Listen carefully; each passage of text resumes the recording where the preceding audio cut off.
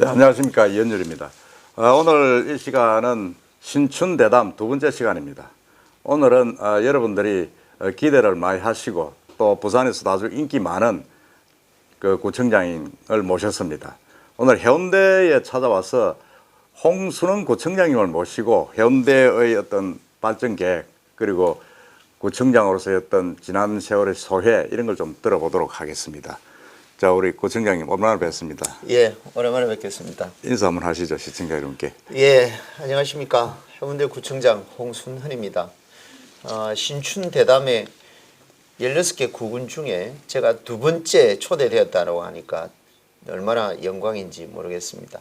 오늘 진솔한 대화가 되었으면 합니다. 예. 우리 구청장님은 사실은 16개 구군 중에서 네.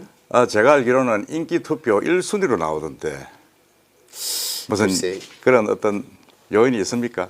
그건 뭐 좋아하는 사람들은 잘 찍어주실 거고 좋아하고. 안 좋아하는 사람은 또 상대적으로 그런 분도 아니겠습니까? 그래 말입니다. 하여튼 제가 아는 우리 홍순원 구청장님은 저도 이 해운대구청을 오래 출입을 해봤습니다만은 아주 그 구민 밀착적으로 예. 아주 그냥 바닥에서 밑에서 그야말로 소주 막걸리 한잔 할 수 있는 예. 소탈한 그런 분으로 많이 알려져 있습니다. 예. 실제로 오늘 그런지 제가 한번 검증을 해보겠습니다. 그럼 막걸리 놓고 해야 되는 거 아닙니까? 그래 말입니다. 그 다음 기회에 저녁에 한번 하든가 하고. 이번에는 뭐 다른 것보다는 지금 이제 3년 지나고 4년 차로 접어드시는데 예. 어떻습니까? 그동안에 이제 그 구정을 보시면서 가장 기억에 남고 예. 좀 아쉬웠던 점 그런 소회를 한번 말씀을 해보시죠. 예. 제일 이제 구청장 하기 전에 많이 들어왔던 게 일반 국민들이 이 구청장 한번 만나는 게 하늘의 별 따기다. 그런 얘기들을 참 많이 밖에서 들었거든요. 그러니까 그런 가운데는 불만 많은 분들의 목소리가 더 크고 또 관계가 좋은 분들의 목소리는 낮을 수밖에 없는 그런 실정입니다.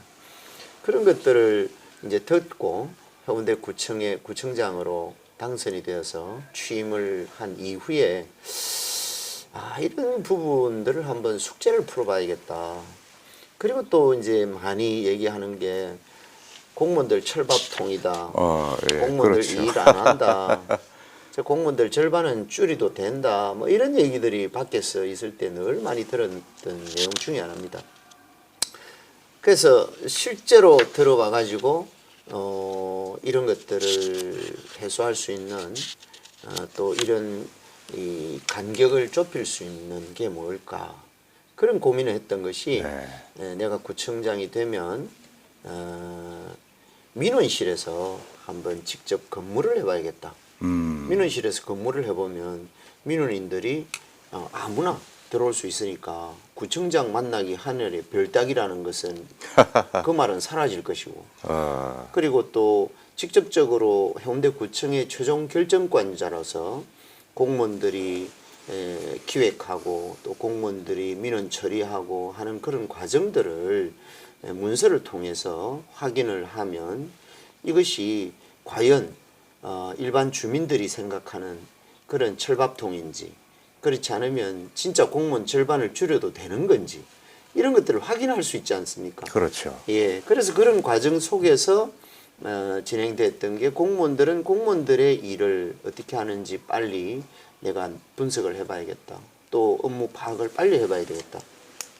그런 과정과 또 주민들이 불만을 내지르고 있는 그런 부분들을 해소하기 위한 공간으로 내가 민원실에 직접 근무를 해봐야 되겠다.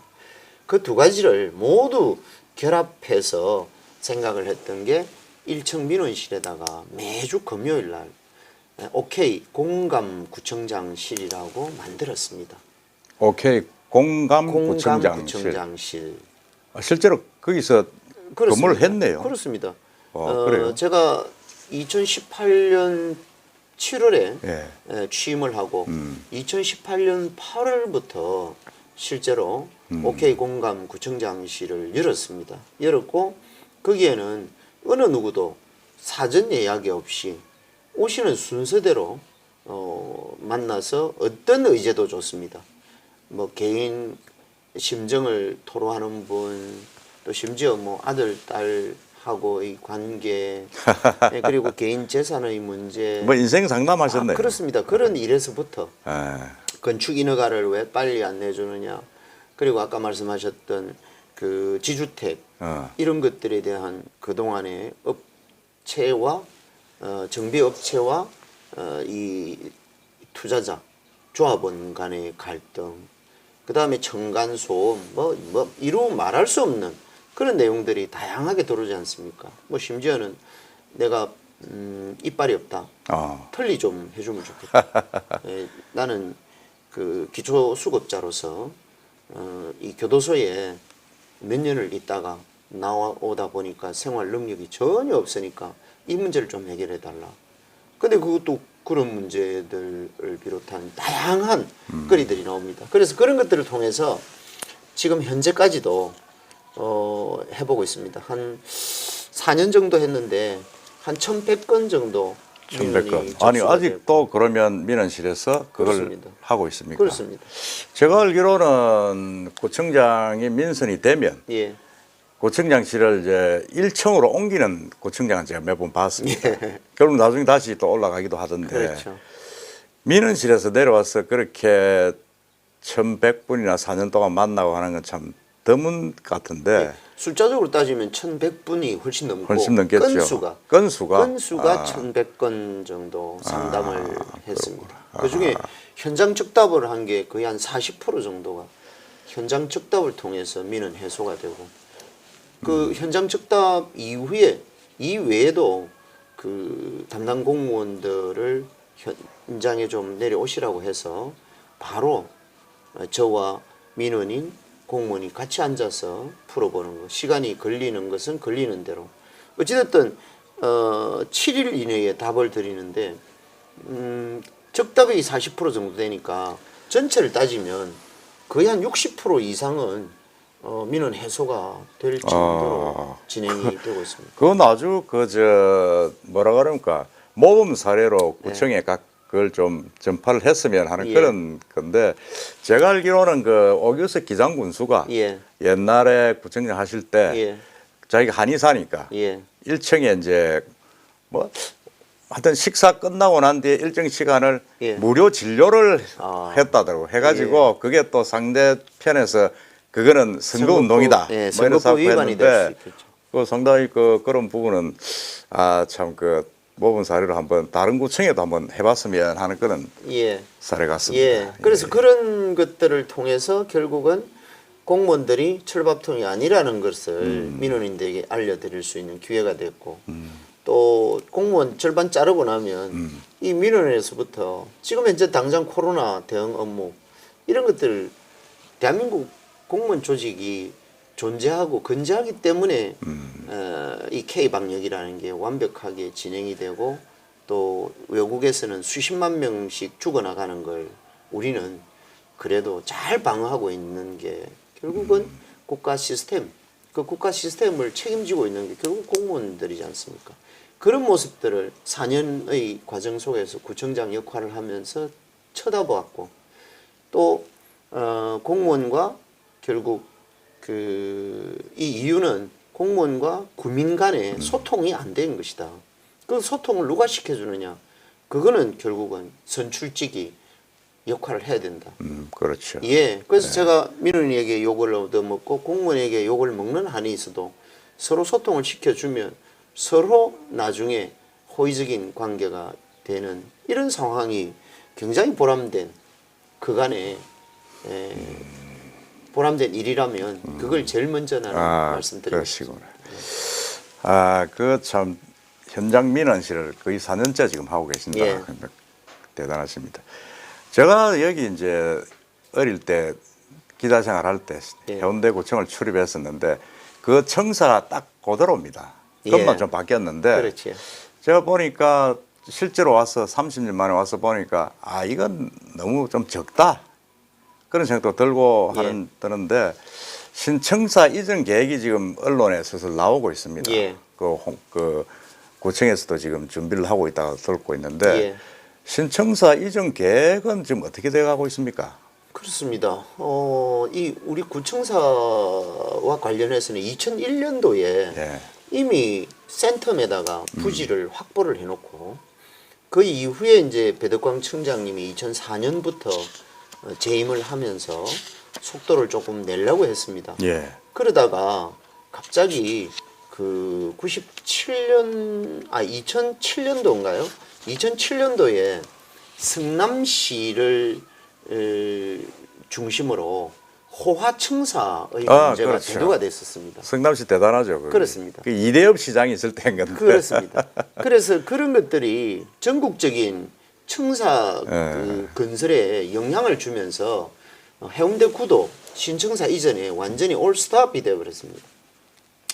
그 이후에 이제 배덕광 청장님도 그냥 우야무야하고 또 국회의원으로 가버리시고 그 다음에 이제 백승기 청장님 시대에 왔는데 백승기 청장님은 이걸 추진을 해보려고 노력을 했습니다마는 실질적으로 주민들의 반대와 그리고 의회의 불협화음에 의해서 의회를 설득을 못했습니다. 그래서 결국은 신청사 이전에 대해서는 신청사 신축에 대해서는 거의 중지 상태에 있는 것을 제가 공약에다가 냈습니다.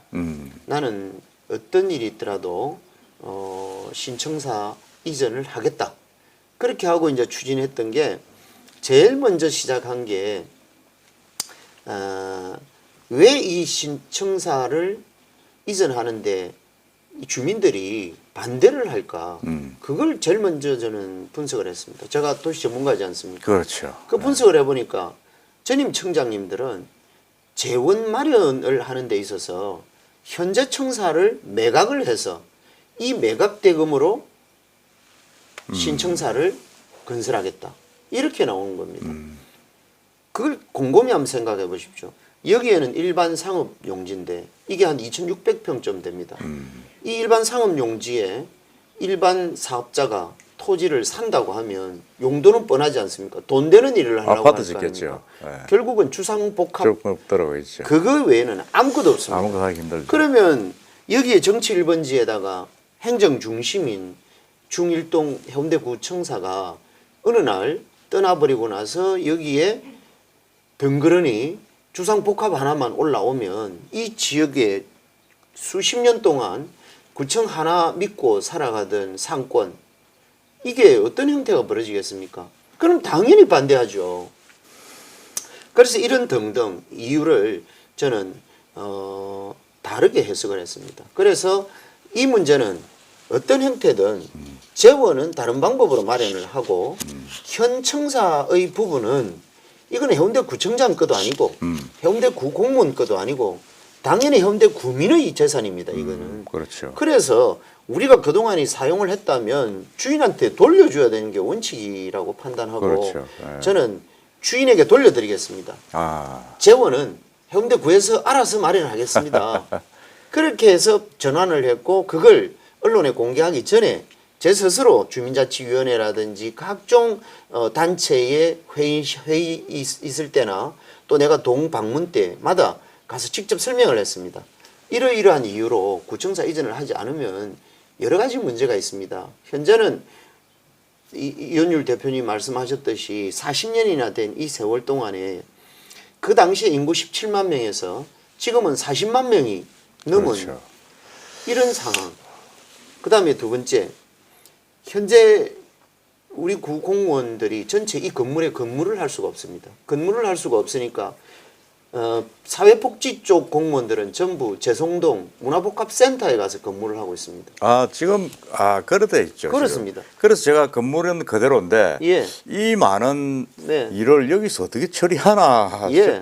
그쪽으로 옮겨가 있구나. 그 제2청사택이네. 그렇습니다. 그리고 예. 또 관광시설 관련 이런 업무는 해수욕장 시설관리 사업소에 거리가 있구나. 예, 관광 안내 다 흩어져 센터에 가서 근무하고 있는 이런 실정입니다. 예를 들어서 사회복지는 형편이 어려운 분들 그리고 어르신들 그리고 건강이 좋지 않은 이런 분들이 주로 활용을 많이 하지 않습니까?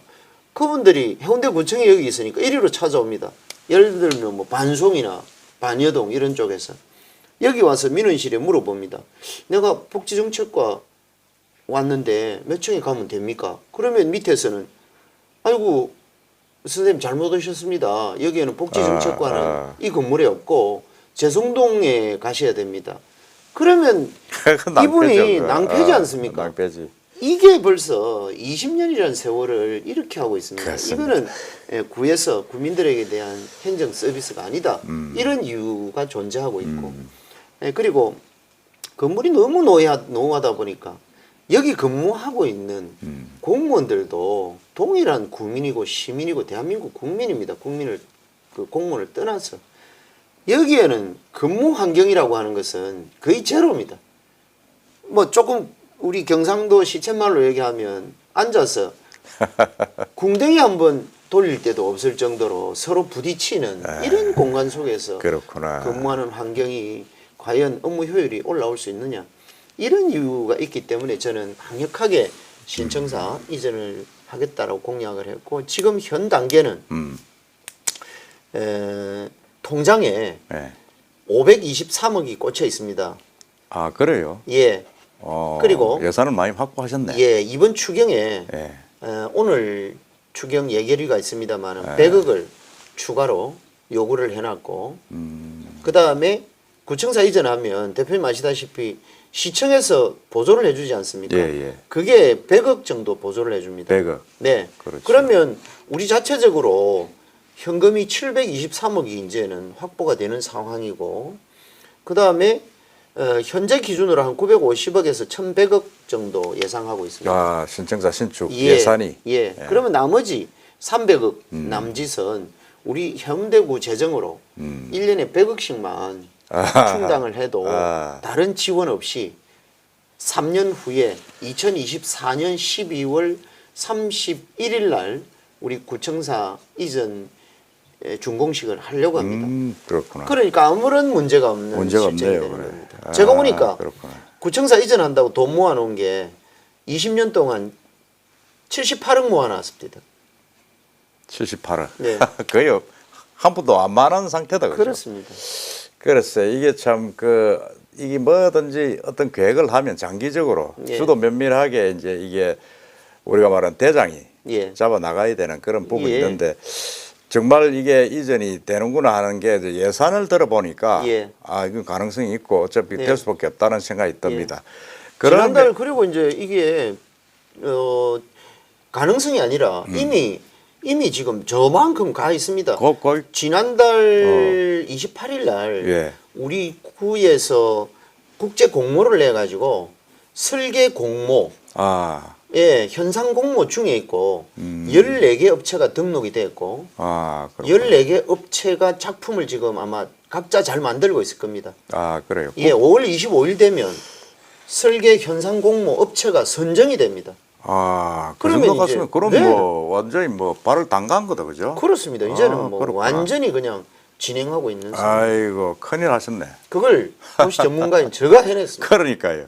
도시 전문가가 아니면 그 하기도 힘든 그런 상황인데, 그럼 이게 신청사가 재송동 센텀 초등학교 초등학교 쪽이 아닙니다. 어디입니까? 저 센텀 파크하고 그 자동차 검사소 그 아. 사이에 보면 잔디밭이 큰 게 하나 있습니다. 예, 있죠. 예. 아, 거기입니까? 그렇습니다. 그렇구나. 그러면 거기가 우리가 보통 그 사업 뭐입니까? 산미건설에서 재송동 CY, 예, 한진 CY 거기서 이제 어떤 수익 우리가 공익 기여를 받지 않습니까? 그렇습니다. 그 예산 좀 일부 없습니까?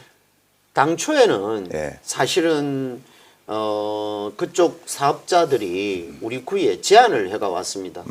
어떻게 제안을 해왔냐면 자기들 사업구역 안에 구청사도 짓고 의회도 짓고 그렇게 해서 땅과 건물을 우리 구에 공공 기여하겠다고 기부 체납하겠다고 그렇어요? 제안이 왔습니다. 예. 우리는 돈 한 푼도 안 들이고 갈 수 있었던 거죠. 그리고 신청사 부지도 고스란히 남을 수 있는 그렇죠. 그런 기회였습니다. 예. 근데 어느 날 부산시에서 잔머리를 좀 썼던 것 같습니다. 원래 없던 지침을 바꿔가지고 그거를 공공기여 사업을 하는 데 있어서 현물 부분과 현금 부분 이런 것들이 있는데 그 사용하는 범위를 기초단체 중심이 아니라 광역단체 중심으로 지침을 만들어버렸습니다. 시조례도 만들어버렸습니다. 공공기여금을 예, 시 전체에 써야지 그렇습니다. 구청에만 한정해서는 안 된다. 그렇습니다. 그거를 아하. 지침을 만들고 나니까 국회가 또 한 수 더 떠서 작년에 예. 예, 이렇게 했습니다. 현금 어. 30% 범위를 해당 지자체에 쓸 수 있는데 단 장기 미집행 도시계획 시설을 건설하는 데만 용도로 쓴다라고 못을 박아놨습니다.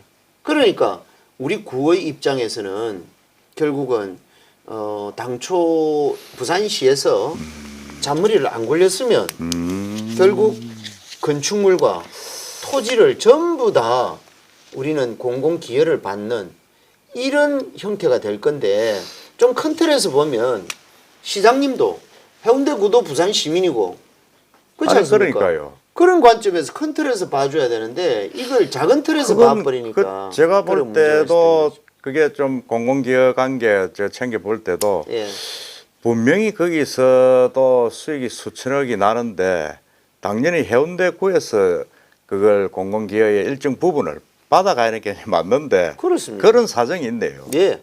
아, 그 국민들이 데모해야 되겠습니다. 그래가지고 그게 이제 방향이 그런 식으로 틀어지니까 우리 구에서는 아하. 이제 별개로 진행을 합니다.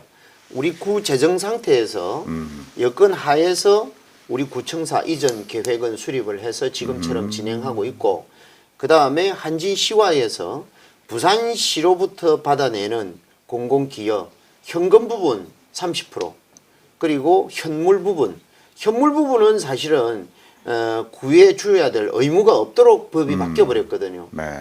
그래도 우리는 고집을 피고 있습니다. 부산시가 계획하고 있는 유니콘 타워 25층 건물을 3층은 우리한테 내놔라. 3개층은.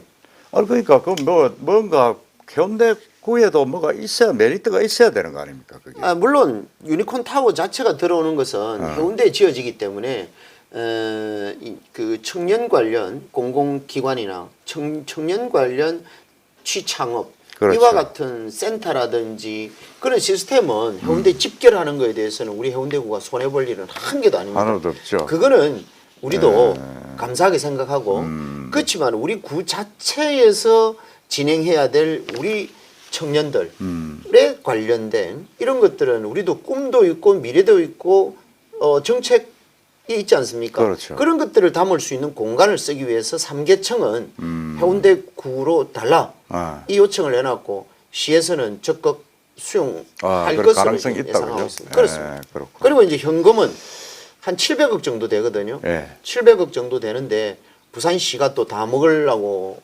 하겠죠. 그렇지만 절대 그거는 해운대구청장 입장에서는 불가능하다. 30%는 내놔라. 그러니까 그래요. 30%는 30%. 우리가 받을 겁니다. 그러면 그 30%를 가지고 앞서도 말씀드렸습니다만 현행법에 장기 미집행 도시계획 시설을 해야 되기 때문에 그 주변 지역을 포함해서 열악한 도시계획 시설을 마무리하는데 그 재원은 활용하고 그 외에도 이제 공공기여를 제외한 나머지 부분에 대해서 한진시와의 측에다가 이런 것들을 좀 내놔라. 해운대구에다가 왜 부산시만 주노? 그렇게 해서 협상 중에 있고 그런 것들은 아마 좋은 결과로서 우리 국민들에게 덕을 보여줄 수 그러네요. 있도록 그렇게 행정 펼치고 있습니다. 하여튼 우리 도시계획 전문가이신 청장님이 예, 그 우리가 말하는 토건업자들 예, 그리고 시에 있는 그 또 관련 도시계획에 있는 분들이 예. 청장님 벽을 넘어가지는 못하겠네요. 빤하게 보고 있으니까. 그렇습니다. 예, 그건 그렇다고 해서 예. 뭐 어떤 다른 어떤 측면이 아니고 예. 해운대구청장 입장에서는 해운대 구민을 우선하는 정책은 필수지 않겠습니까? 그렇네요. 그렇습니다. 아, 그 시청사가 다음에 25년? 2024년 24년에 건축된다 12월에 그러면 준공합니다. 기대가 큽니다. 예. 저도 한번 가보든지 하고 예. 거기서 우리 청장님을 배울 수 있을런지는 뭐 제가 자신은 할 수 없는데 아마 오늘 이 방송이 큰 역할을 할 것 아 같습니다. 그래요. 하여튼 아주 이 신청사 관련 기대도 크고 예. 새로운 기폭제가 되지 않겠나 하는 생각이 듭니다. 예. 그러고 이제 이게 제가 보고 깜짝 놀란 게 예. 오시리아 그 기장에 지금 롯데월드가 지금 오픈이 했지 않습니까? 저도 한번 가봐야 되겠다 생각을 하는데 예. 갈 길이 없어요. 예. 차도 밀린다 그러고. 그렇습니다. 그걸 했는데 보니까 얼마 전에 거기 오시리아역까지 지하철 2호선을 연장을 하겠다. 예. 그게 거의 확정됐죠. 그렇습니다.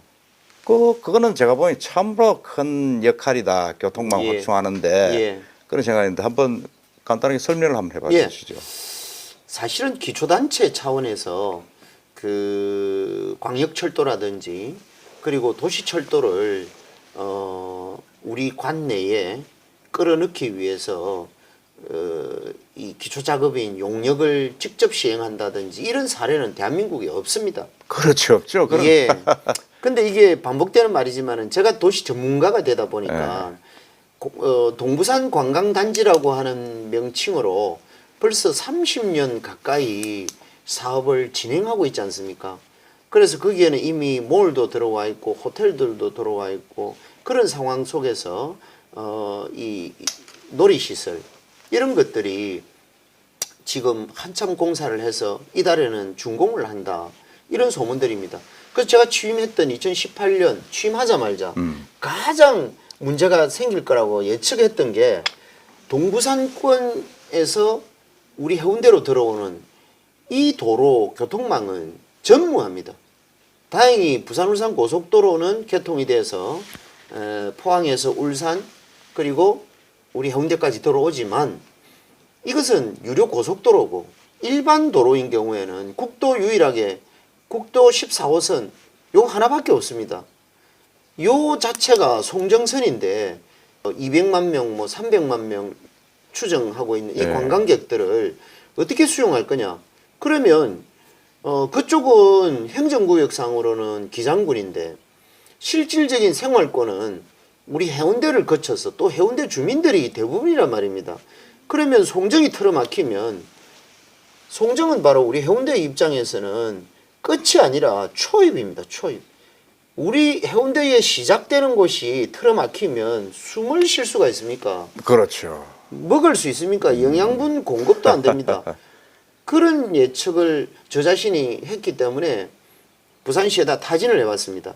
지금 진행되는 과정이 어떻는지 그런 걸 알아보니까 서부상권에 집중이 되어 있고 지하철 권역도 지금 그 많이 하고 모든 있잖아요. 투자가 서부산 권역에 집중이 되어 있고 동부산은 그만하면 안 됐나 많이 안 못나 이런 식입니다. 그래서 이게 내 스스로 부산시를 믿지 말고 우리가 먼저 만들어서 시에다가 설득을 하자. 그래서 우리 구 예산을 5,500만 원 예산을 편성해 가지고 그게 지하철 2호선 연장 타당성 조사 용역을 시작을 한 겁니다. 그렇게 해서 부산에 있는 최고의 교통 전문가들을 위원회로 구성을 하고 용역 진행하면서 한 1년 반에 걸쳐서 용역을 마무리하고 그걸 들고 부산시를 찾아가서 설득하고 부산시가 설득이 됩디다. 안 될 줄 알았는데 그래요. 굉장히 어렵게 네. 우리도 물론 정말 노력을 많이 했지만 부산시가 설득이 되니까 부산시에서 이번에 부산시 도시철도 기본계획 가로망 변경에서 포함을 시켜주겠다. 그렇게 정비가 된 게 이 그작년 말에 부산시를 통과하고 부산시에서 국토부 기재부 승인을 위해서 작년에 올렸고 작년에 그 연말에 최종 승인이 난 겁니다. 그게 우리 오시리아선으로 불리우는 이 선인데 이게 제일 꼴찌로 합격이 됐습니다. 아 그렇구나. 예, 얼마나 힘들게 진행이 됐겠습니까? 참 이게 제가 볼 때는 이게 참 대단하다. 예. 이건 원래 구청에서 관여하는 게 아닌데. 그렇습니다. 근데 그걸 하셨다니까 참 대단한 역량을 실적을. 뭐 급한 사람이 우물 파야 되고 근데 이거는 사실 어떻게 보면 오시리아 쪽에는 거기가 기장이지 않습니까? 그렇습니다. 그 기장군에 써야 되는 건데. 네, 기장군은 이제 주장이 그동안에 계속 그 어디입니까? 기장중학교까지 가는 그 노선, 그게 기장선이거든요. 원래 명칭이. 이 기장선은 사실은 BC가 안 나왔습니다. 사업성이 안 나와가지고 부산시에서는 장기 검토 노선으로만 되어 있습니다. 아, 그렇구나. 예, 그랬던 걸 제가 아니까 이걸 BC를 올릴 수 있는 방법을 찾자. 그래서 저는 단계 사업을 하자. 1단계는 오시리아까지.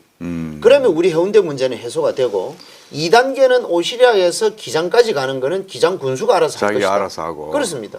그래서 이번에 우리 예측이 맞았던 거죠. 오시리아까지 2단계 단계 사업을 해서 1단계 BC를 내보니까 0.79 정도가 나왔습니다. 0.7만 나오면 되는데 0.79는 대단히 높은 값이거든요. 그렇죠. 그래서 부산시를 설득할 수 있었고 국토부, 기재부 다 이번에 승인이 나는 그런 아주 중요한 계기가 된 겁니다. 아, 그렇구나. 아이고, 하여튼 저도 그 이용을 많이 할 것 같은데 예, 잘 하셨습니다. 고맙습니다. 그러고 이제 그 그린시티 예, 해운대 신시가지 예. 오래됐지 않습니까? 예. 오래됐는데 그게 이제 해운대 그린시티라고 이제 통칭 이제 이름을 바꾸고 예. 부르는데 그게 이제 보면 이제 리모델링 재건축입니까? 뭐 하여튼 그걸 전체적으로 계획을 하고 계시던데 예, 그 이야기를 한번 해볼까요? 예, 지금 그게 해운대뿐만 아니라 용호동 거기 메트로시티 그렇습니다. 거기도 지금 비슷하게 지금 추진을 하고 있는데 여기는 좀 구역이 좀 큰 것 같기도 한데 예. 지금 어떻게 진행이 되고 있습니까? 이게 전국 1기 신도시에 속하는 그렇죠. 게 예. 바로 우리 해운대 옛날로 얘기하면 신시가지라고 불렀고 지금은 그린시티라고 그린시티, 우리 예. 해운대구에서 명칭을 완전히 공모를 통해서 바꿨습니다. 1기 신도시라고 하면 수도권의 일산, 분당 이런 신도시하고 우리 해운대 신도시가 같은 맥락입니다. 노태우 대통령이 200만 호 건립 계획에 의해서 추진되었던 사업 중에 하나입니다.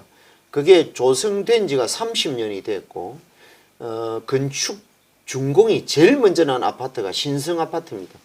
신성 아파트가 지금 현재 26년이 됐습니다. 26년. 네. 나머지 43개 아파트 100% 아파트 단지로 구성된 게 해운대 신도시입니다. 그렇죠. 그린시티. 예, 예. 여기에 20년 이상 된 게 전체 아파트 중에 40개 단지가 20년이 다 넘었습니다. 그렇다고 하면 옛날 건축법 규정대로 하면 20년 이상 된 공동주택은 재개발이 가능하거든요. 그렇죠. 재개발 가능하죠. 예, 그런데 한 5년 전에 법이 바뀌었지 않습니까? 예, 예. 요즘은 워낙 건설할 때 자재도 잘 쓰고 기술도 좋고 그러다 보니까 건축물이 너무 튼튼한데 그 개발 부동산 투자 붐에 의해서 지속적으로 뜯어내고 다시 재개발을 하니까 이 국가적인 낭비다.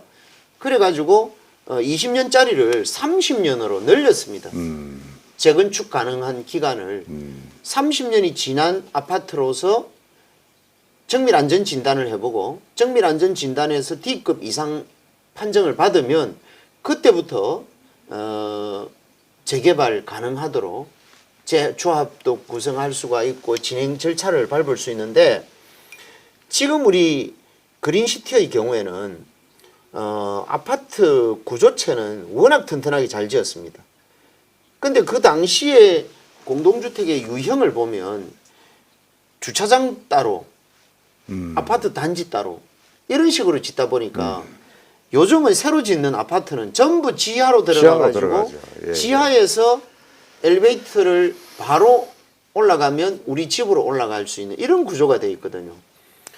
그런 걸 다 선호하는 형태입니다.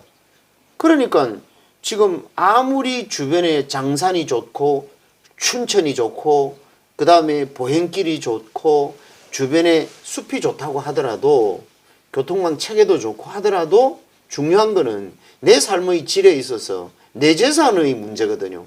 내 재산을 들여다봤을 때 내 친구 집은 가면 엘리베이터가 지하에 주차장에서 연결이 돼서 그 차 대놓고 쏙 가면 비도 안 맞고 바람도 안 불고 춥지도 않고 좋은데 우리 집은 그런 게 안 되니까 짜증나지 않습니까? 그 또한 내가 짜증나면 이런 집을 누가 사러 오겠습니까?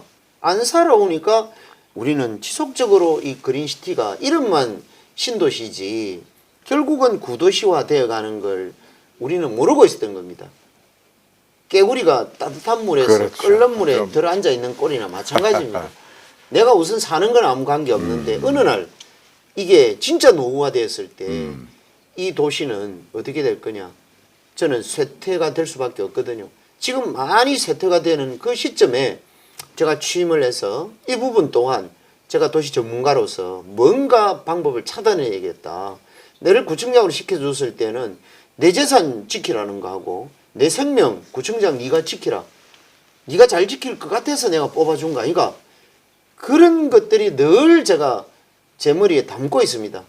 그래서 그거를 아무런 행동을 안 할 수 없는 상황에서 법 검토를 해보니까 재개발, 재건축은 현행 상황에서는 불가능하다. 아까 말씀드렸던 30년으로 30년. 늘어난 것, 네. 그리고 아파트를 잘 지어놨기 때문에 정밀 안전 진단 해봐야 D급 안 나옵니다. 30년 후에 가도.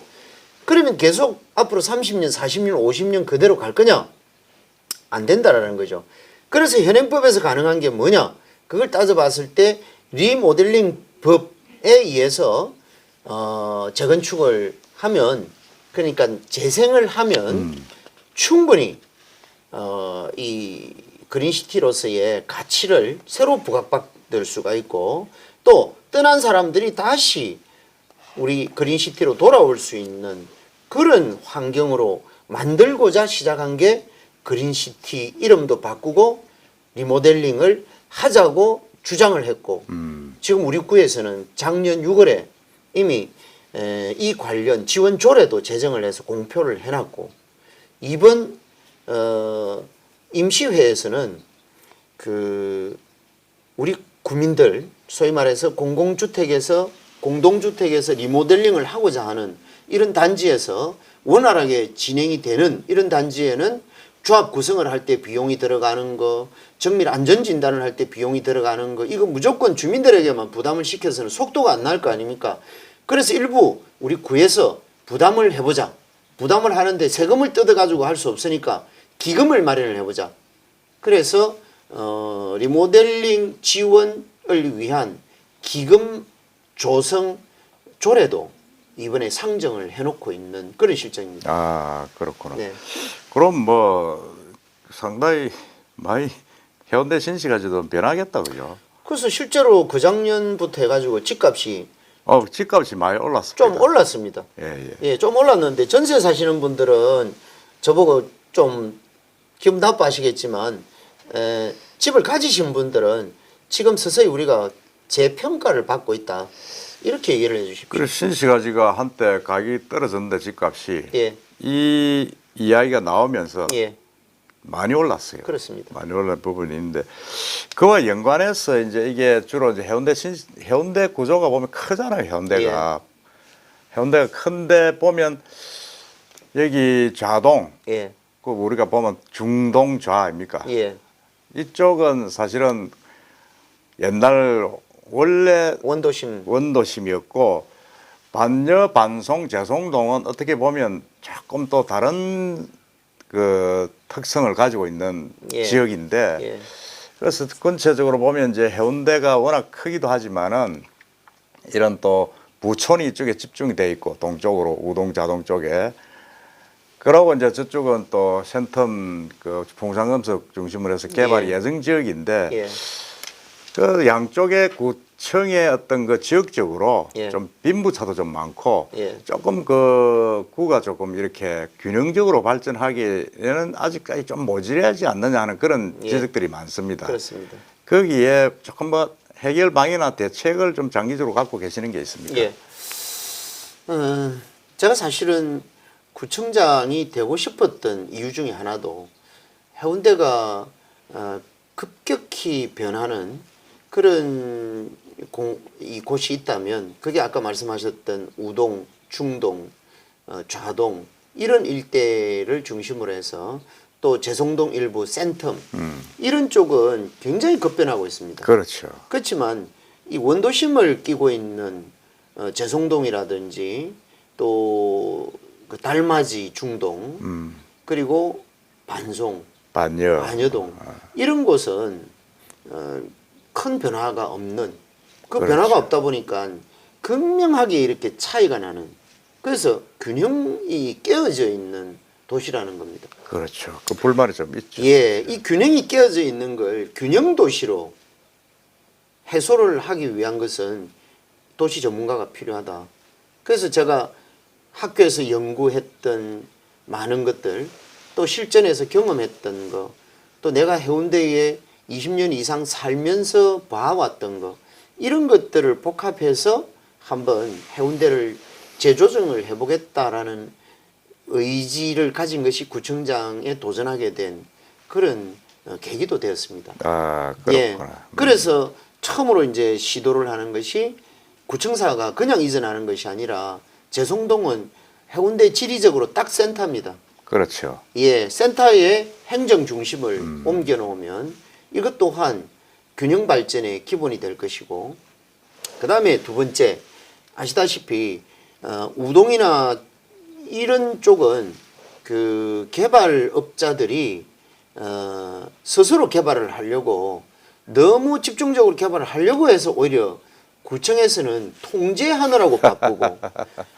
제송이나 반여 반송은 반대로 개발업자들이 제발 좀 들어와서 개발을 하고자 한다면 구청에서는 행정적 지원을 과감하게 해주겠다고 해도 쉽게 들어오지 않는 곳이 그곳입니다. 역사적 태생을 보면 반여 2, 3동이나 반송동은 그동안에 한 68년부터 해서 부산시 정책에 의해서 집 없는 분들 또 이 주거 환경이 열악한 분들 그렇죠. 예. 생활 환경이 열악한 이런 분들을 강제로 강제로 이주했죠. 이주를 시킨 예, 맞습니다. 그런 저 원도심에서 그렇습니다. 이 고통의 세월 속에서 살아남은 그런 곳입니다. 그런 것의 이유에 의해서 그동안 지속적으로 그렇게 침체될 수밖에 없는 그런 상황이었고, 또 그곳은 늘 이 제조업과 연관이 있습니다. 반송적이나 반여 2, 3동이 한때는 인구가 그쪽만 하더라도 한 15만 명 이상이 될 때가 있었습니다. 아, 그렇죠. 그때는 적어도 90년 초반까지 주변에 우리가 합판 산업이 활성화되고 신발 산업이 활성화되고 담요 이런 것들 군수 산업이 활성화되고 풍산금속이 제대로 부산에 자리 잡고 있을 때 그때는 많은 이 근로자들이 그 집값 사고 또 함께 어울려서 살 수 있는 그런 공간을 선호했지 않습니까? 예. 그게 바로 제송 반여 반송 지역이었습니다. 그러다가 이런 제조업들이 어느 날 타 지역으로 떠나버리고 외국으로 떠나버리고 난 이후에 결국 공간은 발생이 되고 남아있는 곳에는 어른들만 남아있을 수밖에 없는, 그래서 도시가 이 어르신들이 더 많아지고 젊은 사람들은 빠져나가 버리는 이 기현상의 도시로 돼버렸습니다. 그래서 이런 것들을 균형 발전 차원에서 다시 만들어 보자. 첫 번째, 구청사를 옮겨야겠다. 그 다음 두 번째, 풍산금속을 중심으로 한 제2센텀을 어떤 일이 있어도 실현시켜야겠다. 그래서 제가 취임을 한 그 시점만 하더라도 이 제2센텀을 부산시에서 엄청난 의지를 가지고 진행을 했습니다마는 그린벨트 해제가 안 됐습니다. 그렇죠. 네. 그것도 그린벨트죠. 그린벨트 해제를 4번이나 심사를 네. 올렸는데도 중앙도시계획심의위원회에서 거부당했습니다. 모든 어떤 이유를 달든. 그러다가 제가 취임을 하고 이렇게 해서는 안 되겠다. 그래서 구청장이 직접 뛰어들고 지역 국회의원을 직접 뛰어들게 만들고 그렇게 해서 부산시 그다음에 주관 공기업인 부산도시공사 이렇게 잦은 회의와 그리고 국토부 심지어 청와대 드나들면서 이 문제를 우리는 2년 만에 그린벨트를 완전히 해제를 시켰거든요. 그러니까 이게 급물살을 타고 가지 않습니까? 그렇죠. 지금. 그러고 나니까 뭐 거기에 밥숟가락 얹어가지고 내가 했다, 네가 했다 하는 사람들이 들어있는데 원래 그렇죠. 그런 걸 들어보면 뭐 참 나중에 역사가 판단을 해줄 것이고 남아있는 문헌이 증거가 될 것이라고 생각합니다. 그래서 J센텀이 얼마나 중요하느냐 하면 현재 센텀이 한 25만 평쯤 됩니다. 예. 그거의 2배도 넘는 그렇죠. 60만 60만 평을 평 가까이 되죠. 그린벨트 해제를 해서 거기에는 주거 공간은 최소화시키고 나머지는 생산을 할 수 있는 공간, 생산 중에서도 기름 묻히고 그리고 소음 나고 그 다음에 분진 나는 이런 공해 유발 업체는 전혀 없는 제4차 산업혁명에 준하는 그런 R&D를 포함한 최첨단 산업단지가 되게 됐습니다. 그것도 또 더 기분 좋은 것은 기장군이 그렇게 하고 싶어 하던 도심융합특구 그게 이번에 우리 J센텀에 지정이 됐습니다. 아, 그렇죠. 예, 네. 국토부로부터 지정이 맞습니다. 됐기 때문에 이제는 국비도 지원받는데 국비도 원활해졌고 들어갔죠. 또 기업 하시고자 하는 분들이 투자하는 데도 쉬워졌고 그 다음에 그 인허가 하는데도 상당히 특례 규정이 주어지는 이런 아주 좋은 산업단지가 됐습니다. 그러면 상대적으로 일자리가 한 8만 4천 개 정도 발생이 될 거라고 우리가 판단하고 있고 기업도 1,000개 이상이 입주가 가능하게 되어 있습니다. 그러면 지금 쇠퇴되어 있는 노인들만 계시는 반송반여 이 지역에 또 새로운 동력원인 거주민이 늘어날 수 있는 기회가 생기니까 쇠퇴되는 것을 우리는 스탑시킬 수가 있고 오히려 더 활성화시킬 수 있는 기회가 된다라는 그런 측면에서 경제 유발 효과가 이게 이 산업단지가 되면 한 27조 정도를 부산시에서 계산하고 있습니다.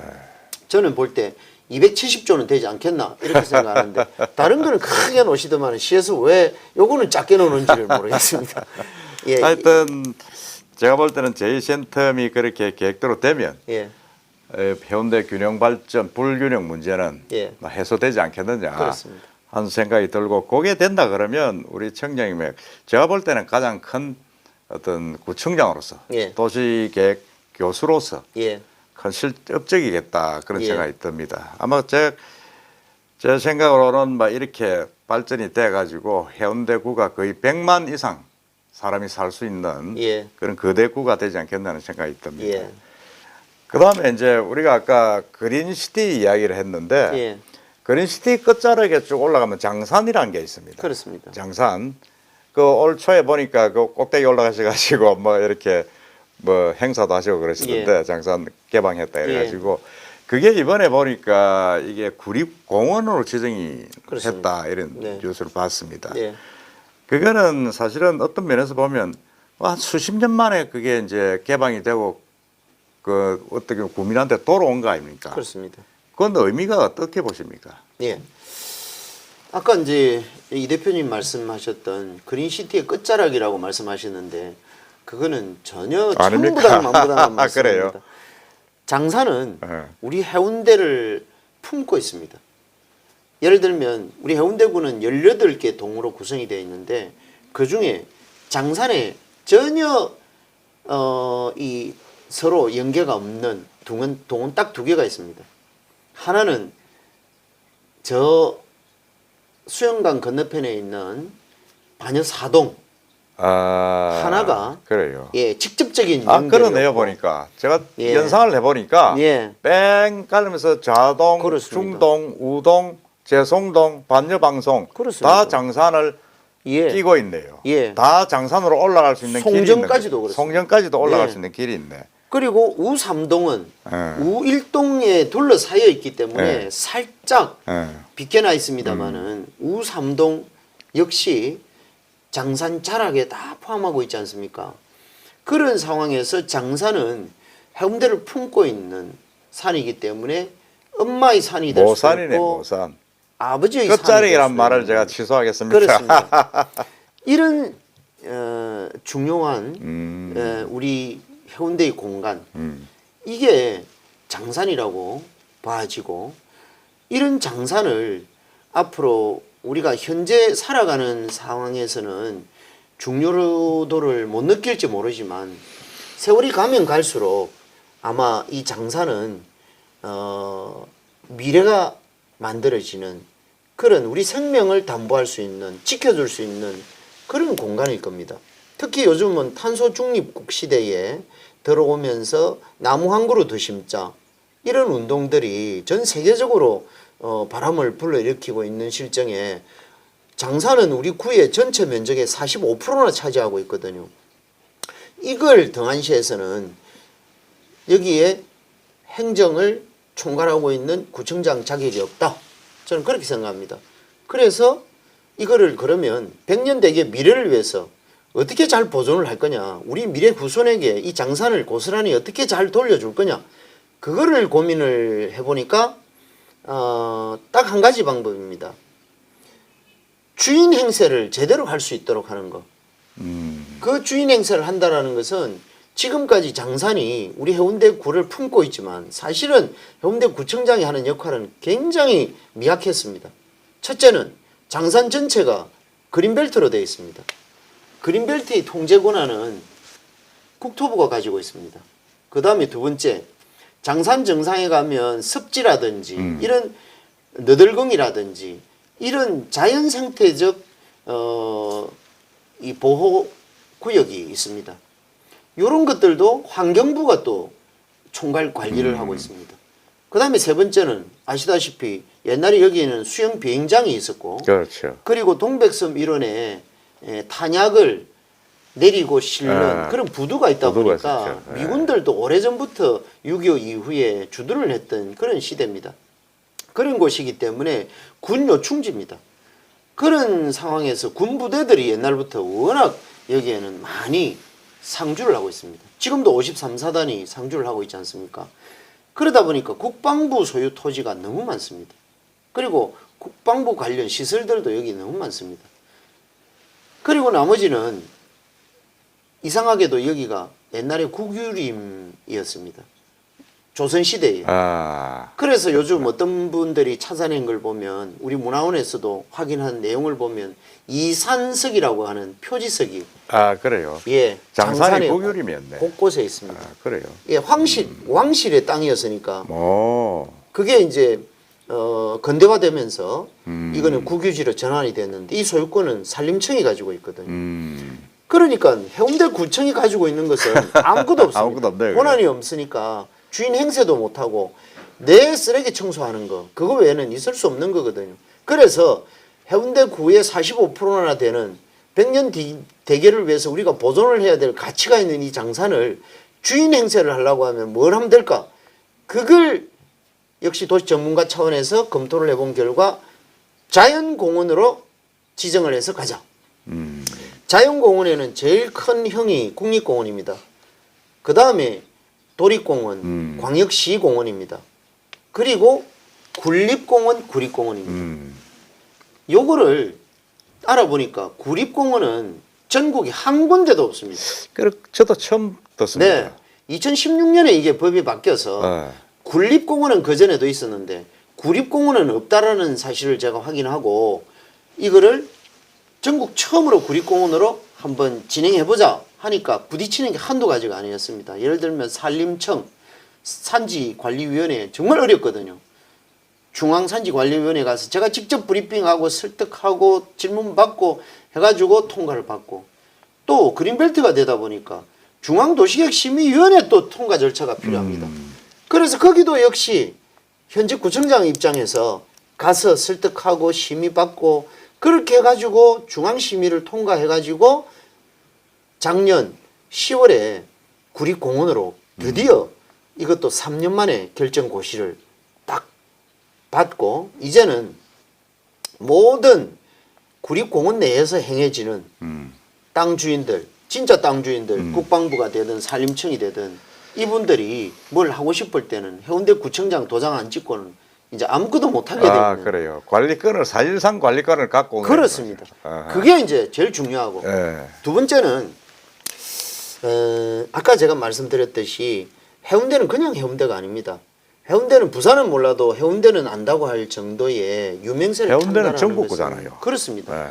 그 전국구가 왜 전국구가 될 수 있느냐는 겁니다. 그건 바로 바다가 있어서 그렇고 동백섬이 있어서 그렇다라는 것보다는 저는 이 땅의 정기가 살아있기 때문에 그렇다고 봅니다. 왜냐하면 장사는 부족국가 시대에 장산국이라고 하는 것이 존재했다고 전설에 있었습니다. 근데 그걸 문화원에다가 제가 한번 확인을 해봅시다. 고정을 해봅시다 하고 작년에 부탁을 했는데 문화원에서 사학자들하고 연구를 해보니까 이제는 문헌을 찾기 시작했습니다. 아, 그래요? 엊그제도 우리가 보도자료를 냈는데 그 문헌이 어떤 문헌이 나오기 시작하느냐 하면 1400년부터 만들어진 고지도에 장산을 기준으로 해서 장산국이라고 명확하게 지도에 명시되어 있는 기록들을 찾아냈습니다. 이제. 장산국. 그렇습니다. 장산국. 네. 그걸 보도자료로 이제 냈고 아. 그걸 좀 더 고정할 수 있는 자료는 계속 나올 겁니다. 그렇다면 장산국이 있었던 이 해운대는 결국은 부산을 넘어서 고대 국가가 존재하던 이곳이 과연 우리가 그냥 어떤 다른 구와 다른 시와 비교할 수 있느냐? 그런 관점에서 우리 해운대 구에 살고 계시는 우리 구민들은 이미 선택받은 구민이다.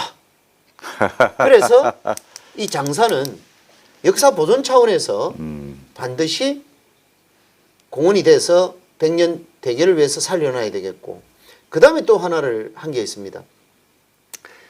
71년 동안 그동안에 장산 정상을 우리가 돌려받지를 못했습니다. 그렇죠. 거기에 뭐 공군부대가 레이더 기지가 있으니까. 6.25 이후에 군이 주둔을 하고 있었고 미군도 주둔을 하고 있었고 공군도 주둔을 하고 있었고 육군도 주둔을 하고 있었고 그래서 그 부분을 제가 3년 동안에 우리 공무원들과 피나는 노력을 해서 국방부를 설득하고 미군도 설득하고 그리고 또 각 예하 부대들도 설득을 해가지고 드디어 올해 1월 1일 날 거기에 우리가 올라가서 해맞이 행사를 시작을 함과 동시에 네.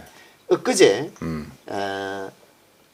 장산 그 표고 634m라고 하는 장산 표지석을 아, 표지석을 세웠어요? 예, 제막식을 가졌습니다. 그 공사가 완료되는 5월 어느 언저리에는 이제 완전히 우리 시민과 구민과 국민들에게 장산의 기가 담뿍 담겨 있는 정상을 열 수 있도록 그렇게 알겠습니다. 한번 했습니다. 저도 이제 범미고 하니까 예. 장산에 한번 올라가 보도록 한번 가보십시오. 하겠습니다. 예. 네. 그러고 시간이 좀 되었습니다만은 하여튼 뭐 워낙 그 중간에 자를 수 없을 정도로 네. 그 정확한 정책을 설명을 해주셨는데 제가 이제 하나 두 군데만 더 여쭙고 끝내겠습니다. 예. 해운대는 사실은 해운대 해수욕장이 외진이 많지 않습니까? 예. 그래서 제가 최근에 보니까 이륜 자동차 뭐 소음 예. 단속 강한다는 예. 환경부에서 나왔는데 그게 해운대구청에서 발의를 했다든가 해가지고 그렇습니다. 그래서 제가 하니까 아, 이 외지인들이 오토바이를 타고 많이 와서 그렇게 시끄러운가 했는데 예. 그거 관계 한번 간단하게 설명해 주시죠. 예. 전국 처음이라 하니까. 네. 예. 이게 왜 이렇게 이런 일을 벌일 수밖에 없었느냐 하면 작년까지 이렇게 보면 오토바이 경음이나 소음으로 인해서 우리 구청에 접수되는 민원이 이 2,000건이 넘는다고 합니다. 그렇다고 하면 담당 2,000건? 네, 오토바이 천국이네요. 그렇습니다. 담당 공무원들은 얼마나 힘들겠습니까? 아마 이건 비단 우리 구만의 문제는 아닐 겁니다. 각 도시들이 거의 대부분이 다 그럴 겁니다. 그래서 이걸 그냥 가만히 보고만 있을 수 없으니까 제가 몇 년 전부터 계속 합동 단속을 하자고 강조를 했고 경찰 그리고 이 불법 개조하는 걸 단속하려고 하면 교통안전공단이 참여해야 되거든요. 우리 구청 이 세 개 기관이 핫스팟을 딱 잡아놓고 계속 단속을 해도 단속이 안 됩니다. 이 이유를 내가 알아보니까 단속 기준이 105dB로 정해져 있습니다. 105dB는 어느 정도냐면 기차가 지나갈 때 옆에서 소음 측정을 하면 나는 그 소리 정도가 돼야 105dB이 나온다는 엄청나는 겁니다. 건데. 그러면 오토바이를 경찰이 잡아놓고 우리 담당 공무원이 소음 측정기 갖다 대도 이 악셀 끝까지 잡아 당겨도 105가 안 나오는 겁니다. 잡기는 잡는데. 그렇겠죠. 그건 나오겠습니까? 예. 그러니까 이 단속이 불가능한 상황이 벌어지니까 이렇게가 안 되겠다 싶어서 이거를 관계기관에 건의도 해보고 회의 있을 때마다 이 얘기도 해보고 하니까 전부 다 이게 콧방귀 낍니다. 그거 뭐 어떻게 하라 말이고 뭐 이런 식입니다. 그래서 그러다 이거를 그러면 청와대에다가 현직 구청장이지만은 한번 현직 구청장 이름으로 청원을 한번 올려보자. 얼마나 관심사가 있는지 딱 올리니까 10,000명이 넘게 청원에 동의를 해주고 어허. 그러다가 전국에 기초지자체에다가 우리 공문을 냈습니다. 우리 구에서 이 소음 기준 단속 기준을 좀 강화하려고 하는데 같이 참여할 지자체 있으면 같이 합시다. 그랬더니 15개 기초단체에서 참여를 해줬습니다. 그걸 딱 근거로 해가지고 환경부에다 우리 건의를 했죠. 그러니까 환경부에서도 안 그래도 자기들도 그동안에 고민 많이 하고 그걸 계속 진행을 하려고 하는데 이런 것들이 참여가 되니까 고맙다. 잘 됐네. 우리도 적극하겠다. 그래서 그 보통 뭐 기관에서 적극하겠다면 1~2년은 걸리는데 이번에는 6개월 만에 딱 발표를 해줬습니다. 그래서 발표를 했는데 86데시벨에서 95데시벨 적용하겠다. 그거는 이제 오토바이 배기량에 따라서 배기량이 큰 거는 예를 들어서 95데시벨로 한정하고 배기량이 작은 거는 85데시벨, 86데시벨 이렇게 조정하겠다고 발표를 했고 빠르면 8월 달에 이번 여름에 규정이 이때네요. 바뀌고 늦어도 10월 달까지는 규정과 법안이 바뀌어서 공표가 될 겁니다. 이게 우리 해운대 구민이 함께한 그런 노력의 결과라고 어떤 그 오토바이 소음이 그렇게 시끄럽습니다. 막 그게 엄청납니다. 할리 데이비슨 개사고 큰 오토바이들은 막 완전히 무슨 폭탄 소리 비슷하게 나고 죽겠다고 합니다. 죽겠다고 합니다. 맞습니다. 그러고 이제 이거는 이제 우리가 통상 보면 여기 해운대구만 연관된 건 아닌데 지금 박영진 시장이 들어와 가지고 13개 부산의 민원 그 하겠다는 것 중에 하나인데 이기대 해상 케이블 이기대 남구에서 이제 여기 해운대까지 오는 케이블을 만들겠다고 지금 이야기를 하고 있습니다. 하고 있는데 어떻습니까? 거기에는 찬성을 하십니까? 반대하십니까? 당연히 반대합니다. 우리 해운대구는 이 건에 대해서는 한 번도 삼각형이 없습니다. 처음부터 반대를 하셨네요. 처음부터 우리는 반대입니다. 반대를 하는 이유는 여러 개가 있습니다. 자, 첫 번째는 동백섬에 정거장을 만들겠다는데 동백섬에 정거장을 만들려고 하면 동백섬을 가로질러 와야 됩니다. 동백섬은 문화재입니다. 문화재는 왜 문화재로 지정해 놨겠습니까? 오늘날 해운대라고 하는 이름을 정해놓은 최치원 동상이 최치원 선생이 거기에 석각을 해놓고 떠나서 해운대가 됐고 그런 걸 떠나서 해운대는 우리 국민뿐만이 아니라 우리 대한민국 국민이라면 한 번쯤 와보고 싶어하는 그런 명소 중에 명소입니다. 거기에 케이블이 지나가면 그게 과연 백년 비계를 위한 건지 현재 경제 논리에 의해서 소극적인 그런 행정인지 나는 그걸 이해할 수가 없고 그 다음에 두 번째 거기에는 이미 주거단지로 형성이 되어 있습니다. 그 주거권 침해 이런 것들에 대한 부분 그 다음에 해운대 내부에 이 교통 문제 늘 말씀이지 않습니까? 그렇죠. 그 주차장 문제는 어떻게 할 거며 그리고 통행하는 차량들의 방해가 되는 늘어나는 교통은 어떻게 해결할 겁니까? 뭐 저보고 나열을 하라 하면 1시간 하라 해도 할 수 있지만 요 정도 그 정도 하죠. 이건 뭐 여러 세계국가 합치가 있는 문제고 하니까 그 정도 반대한다는 의사면 알면 됐고 이제 마지막으로 이제 우리 청장님 개인적인 부분으로 제가 한번 하면서 마무리를 하겠습니다. 여기 보니까 상을 참 많이 받으시더라고요. 제가 좀 나열을 해볼게요. 지난해 10월에 2021년 대한민국 도시대상 전국 1위고 그 다음에 그래가지고 장관상을 받았는데 2년 연속 그다음에 지난 이게 뭐입니까? 상공회의소 첫 수상자로 선정된 그런 또 상을 받았고, 예. 그다음에 지방신문협회가 주관하는 한국지방자치대상 예. 이렇게 상을 참 많이 받으셨는데, 대한민국 조경 대상도 조경 대상도 있습니까? 중요한 것 중. 예, 그렇구나. 그 뭐 제가 다 외울 수가 없고 해서요. 그런데 사실은 이런 상 받는 게 물론 뭐 좋은 거죠. 좋지만은 예. 제가 지금까지 들어보니까 어떤 그런 해운대 구청에 대한 애정이랄까 발전 계획은 아주 그냥 딱 잡아가지고 지금 진행을 하고 계시는 느낌을 많이 들었습니다. 예.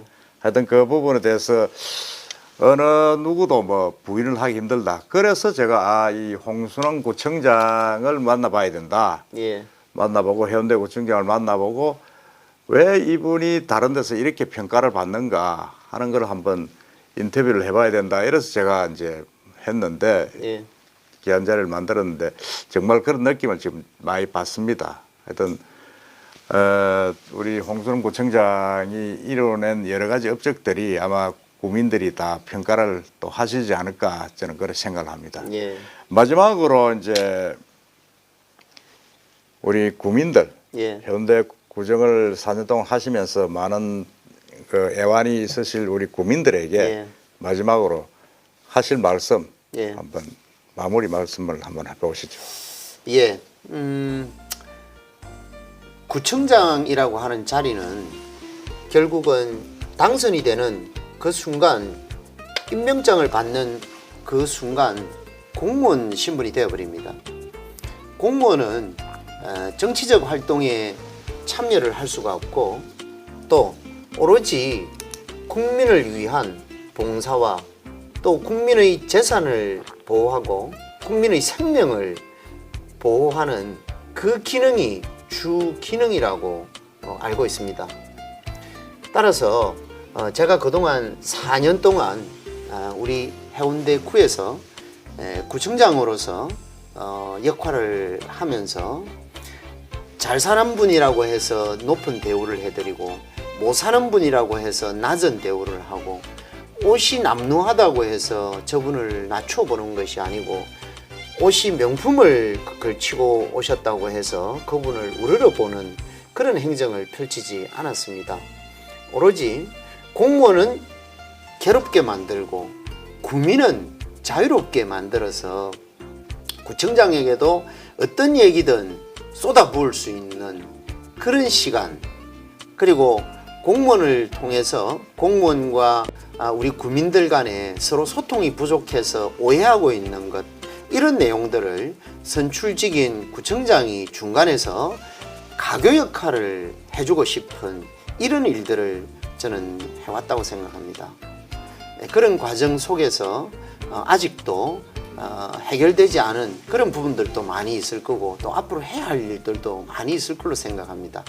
그동안의 4년은 이제 준비를 한다라고 제가 했다고 하면 앞으로 남아있는 시간들은 준비된 가운데 뭔가 집을 지을 곳은 집을 짓고 화단을 만들 곳은 화단을 만들고 또 아픈 분들은 어루만져서 병을 고쳐주는 이런 여러 가지 과정들은 우리 구정을 통한 우리 공무원들과 또 국민 여러분들과 서로 소통을 통해서 만들어 나가야 될 그런 일들이 무제한 존재한다고 생각합니다. 그런 의미에서 저 홍순헌은 구청장은 또 시장은 바로 행정관료로서 선출된 선출직은 죽지 않을 만큼 국민들과 시민들을 위해서 봉사하고 일을 해야 된다라고 하는 그 자리에는 조금도 소신이 변함이 없습니다. 그런 관점에서 해온다고 해왔는데 부족하다면 많이 이해해 주시고 다시 그런 일들이 이루어질 수 있도록 배려 그리고 기회를 주시면 참 고맙겠다는 말씀을 아울러 드립니다. 고맙습니다. 네, 아이고 오늘 청장님 고맙습니다. 긴 시간 인터뷰 응해주셔서 고맙고, 네. 하여튼 부산 이 해운대 발전뿐만 아니라 네. 이 해운대 발전을 계기로 해서 부산시도 더 발전할 수 있는 예. 계기가 되는 그런 정책을 예. 구정을 좀 펼쳐주시기를 바랍니다. 고맙습니다. 오늘 기회를 주셔서 고맙습니다. 아이고. 자, 시청자 여러분, 오늘은 여러분들이 가장 만나고 싶어하는 구청장 1위가 홍순원 현대구청장이었고, 역시나 제가 만나 뵈니까 정말 그 어떤 여러분들이 생각하는 왜 만나야 되는가 하는 것을 제가 여실히 느꼈습니다. 참 긴 시간을 1시간 넘게 지금 인터뷰를 했는데 아마 이거를 거의 풀타임으로 제가 쭉 한번 보내보도록 하겠습니다. 보내보고 그 내용 중에서 또 여러분들이 조금 의구심이 들고 하는 게 있으면 금요일날 민원실에 직접 예. 내려가신다니까 네. 가셔서 또 이야기해 보시는 기회가 되도록 하고, 저도 또 다음에 기회가 되면 아마 제가 볼 때는 출마를 이번에 또 하실 것 같은데, 준비하고 있습니다. 하게 되면 기회가 되면 제가 한번 또 다시 자리를 만들어서 여러분들에게 또 이런 기회를 제공하도록 그렇게 해보겠습니다. 하여튼 오늘 고맙습니다. 아유, 고맙습니다. 예.